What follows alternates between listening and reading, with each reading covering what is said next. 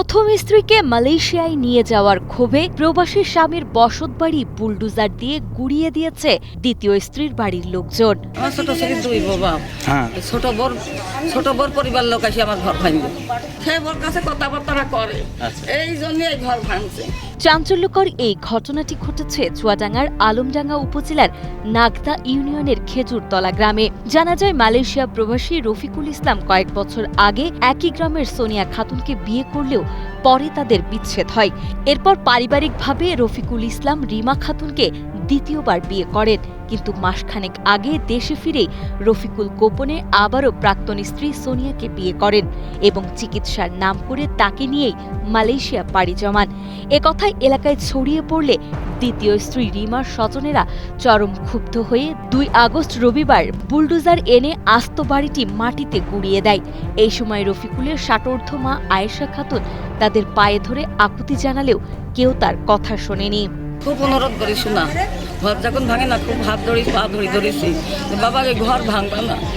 আমি ছেলের বাপ বেরিয়েছি, ঘর ছেলের বাপ বেরিয়ে গেল যে আমি যখন তুমি যখন মরি যাবা এখন এই ঘর তোর থাকবে, ঘর আমার। সামাজিক যোগাযোগ মাধ্যমে নির্বিঘ্নে বাড়ি ভাঙার এই ভিডিও ছড়িয়ে পড়লে ব্যাপক সমালোচনা শুরু হয়।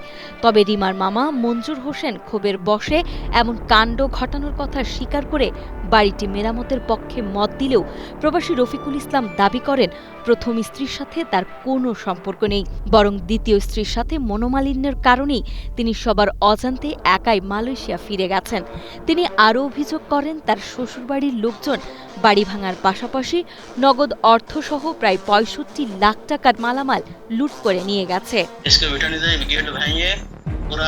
আমার ব্যবহৃত জিনিস ছিল আমার খাট, আলমারি, তারপরে ড্রেসিং টেবিল, 2টা খাট, ব্যবহৃত আরো কিছু জিনিস, আমার টাকা পয়সা সব, আমার একটা বাক্স, মানে A to Z যা ছিল, গ্যাস চুলাইতে শুরু করে মানে রসুন পেতে শুরু করে সবকিছু নিয়ে গেছে। প্রায় 60 লাখের উপরে আমার টাকা জিনিস আমার সবগুলো সব নিয়ে গেছে ব্যবহৃত।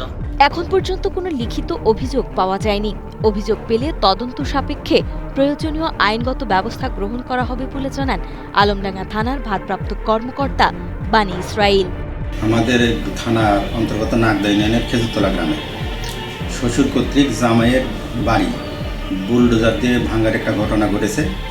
এই সংক্রান্ত এখনো থানায় কোনো অভিযোগ পাওয়া যায় নাই।